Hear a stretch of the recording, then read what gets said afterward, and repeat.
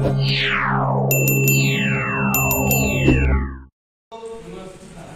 का हमारा टॉपिक है समानुभूति की भाषा। हेडलाइन है, एडिट को शुरू से ही जितनी पहचान की जरूरत है उसे मिलेगी, ताकि वह अपने आप को विश्वास दिला सकता है कि वह उन एडिट लोगों की तरह क्लीन रह सकता है जो कई सालों से सुधरे हुए हैं। आगे है दोस्तों, हम में से बहुतों ने अपनी पहली मीटिंग में जब हिस्सा लिया तब पूरी तरह आश्वस्त हुए बिना कि एनए हमारे लिए ही बना है। हमने आलोचना के लिए काफी ज्यादा माल मसाला पाया तो हम यह महसूस करते थे कि किसी दूसरे ने उनके कष्ट उतने कष्ट नहीं भोगे हैं जितने कि हमने पर्याप्त कष्ट भोगे हैं ही नहीं। लेकिन जो हमने एनए में दूसरों को सुनना शुरू किया तब हम कुछ नया ही सुनने लगे। पहचान, भरोसे और विश्वास की एक ऐसी शब्दहीन खामोश भाषा, समानुभूति की भाषा। संग साथ की चाहत लिए हम सुधरते रहे।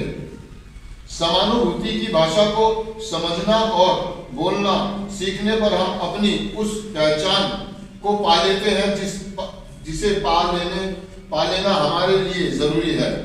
इस खास भाषा को समझने के लिए हम दूसरों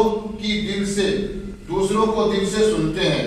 समानुभूति की भाषा थोड़े से शब्दों का इस्तेमाल करती है, यह महसूस ज्यादा करती है, बोलती कम है। या ना तो उपेक्षक उपदेश देती है, ना ही भाषण। यह केवल सुनती है। एक शब्द बोले बिना ही यह एडिट तक पहुंचकर उसकी चेतना दिल को छू सकती है। लगातार अभ्यास करते रहने से समानुभूति की भाषा में प्रभाव आ जाता है। जितना ज्यादा हम इस भाषा में दूसरे एडिटों और अपनी उच्च शक्ति से बात करते हैं, उतना ही अधिक हम इस भाषा को जानते चले जाते हैं। यही हमें बार बार एनए में वापस आते रहने के लिए प्रेरणा देती है। दोस्तों, समानुभूति की भाषा मतलब जब हम या कोई भी एक एडिक्ट, नशेबाज, नशा करने वाला व्यक्ति होता है, जब एनए में या किसी कार्यक्रम में पहली बार आता है तो जब वो लोगों को सुनता और देखता है तो वो कहता है कि यार ये क्या है। मतलब उसकी सोच विचार अलग सी होती है, अलग सी बात है, अलग सी दुनिया, अजीबोगरीब सी बातें, जी मैं ऐसा था वैसा था, या ये बीमारी है ना। या जैसे मैंने पहली बार सब सुना जब मैं फेलोशिप में गया कि कीप कमिंग बैक, वापस आते रहे, तो मेरे को बात आई है वापस आते रहे, इन्हें देने का जरूरत है। जब मेरे घर वालों को मेरी जरूरत नहीं है तो इन्हें देने का जरूरत है। मुझे बड़ा अजीब सा लगा, मतलब ऑटोमेटिक सी बात। फिर दूसरा सब सुना कि हम एक बीमारी से पीड़ित है ना, हमारी बीमारी का मतलब शारीरिक मानसिक है, इलाज एक ही तरीका, एक ही रास्ता। मैंने कहा हम सब एक जैसे कैसे हो सकते हैं, हम एक जैसी बात कैसे बोल सकते हैं। ये पता नहीं कैसा है, ये कम पढ़ा लिखा है, ये गोरा है, ये काला है। मतलब कहने का मतलब ये कि उसको कार्यक्रम को ठुकराने के लिए या ना अपनाने के लिए मेरे पास बहुत सारी बुराइयां थी, बहुत सारी कमियां निकालने के लिए थी मेरे पास।